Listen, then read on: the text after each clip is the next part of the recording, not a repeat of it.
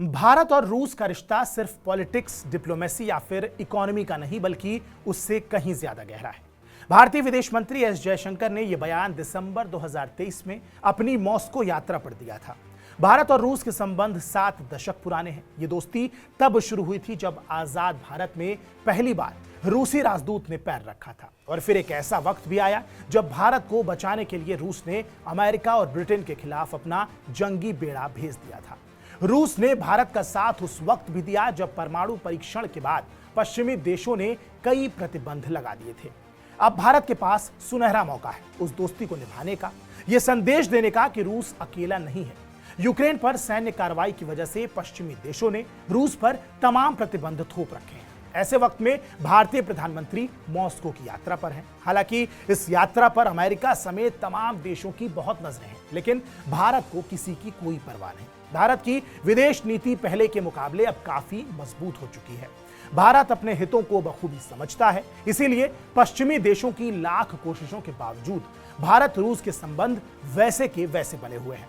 भारत रूस संबंधों की गहराई समझने के लिए इतिहास के पन्ने उलटने के साथ साथ तमाम तारीखों पर भी नजर डालनी पड़ेगी। 21 दिसंबर 1947 ये वो तारीख है जब भारत रूस के रिश्तों की अटूट नींव रखी गई थी। भारत की ओर से विजय लक्ष्मी पंडित सोवियत संघ की राजदूत नियुक्त की गई थी। उधर रूस ने किरिल नोविकोव को राजदूत बनाकर नई दिल्ली भेजा था। ये तस्वीर उस वक्त की है जब नोविकोव अपने परिवार के साथ दिल्ली एयरपोर्ट पर उतरे थे।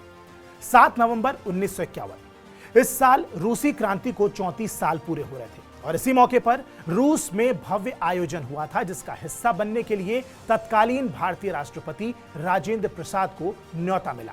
यह तस्वीर उस वक्त की है जब भारत में रूस के राजदूत किरिल नोविकोव न्योता लेकर राष्ट्रपति भवन पहुंचे थे। 7 जून 1955 बतौर प्रधानमंत्री पंडित जवाहरलाल नेहरू पहली बार सोवियत संघ पहुंचे थे। नेहरू का स्वागत करने के लिए रूस के सबसे बड़े नेता निकिता ख्रुश्चेव मॉस्को हवाई अड्डे पर पहुंचे थे, और यह तस्वीर उसी वक्त की है।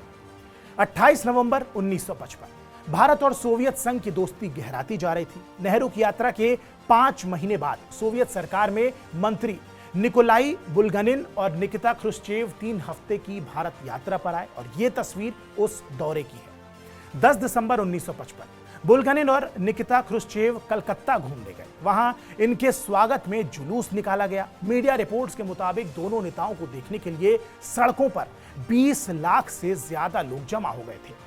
दिसंबर 1955 कलकत्ता के बाद बुल्गनिन और निकिता ख्रुश्चेव श्रीनगर पहुंचे। जम्मू कश्मीर के तत्कालीन प्रधानमंत्री बख्शी गुलाम मोहम्मद ने दोनों नेताओं का स्वागत किया। सोवियत संघ के बड़े नेताओं के कश्मीर दौरे की चर्चा पूरी दुनिया में थी। यह तस्वीर उस वक्त की है जब निकिता ख्रुश्चेव और गुलाम मोहम्मद एक दूसरे को कश्मीरी पकवान गुश्तबा खिला रहे थे। दिसंबर 1955 श्रीनगर में ख्रुश्चेव और बुल्गनिन के स्वागत में हजारों कश्मीरी इकट्ठा हो गए थे। इस दौरान सोवियत नेताओं के साथ गुलाम मोहम्मद और सदर ए रियासत कर्ण सिंह भी मौजूद थे। दिसंबर 1955 अपने देश लौटने से पहले ख्रुश्चेव और बुल्गनिन तमिलनाडु के दौरे पर भी गए थे। यह तस्वीर उस वक्त की है जब कोयंबटूर के पास वडामदुरई गांव में बुल्गनिन नारियल पानी पीने के लिए रुके।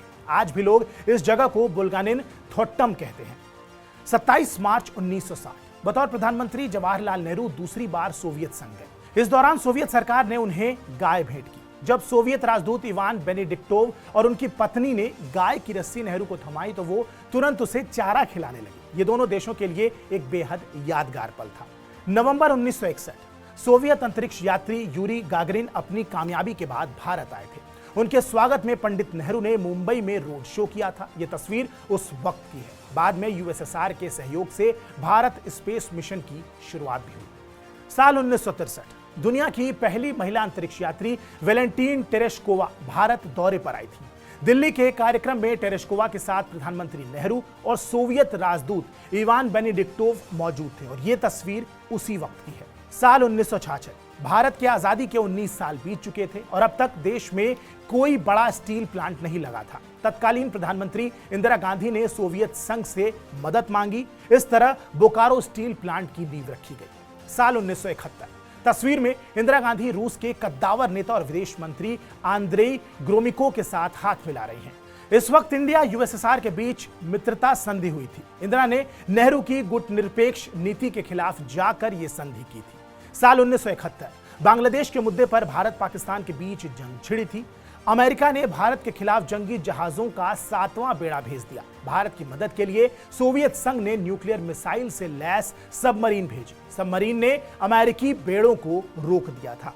साल 1975 में आर्यभट्ट के प्रक्षेपण के बाद साल 1984 में राकेश शर्मा की अंतरिक्ष यात्रा में मदद की।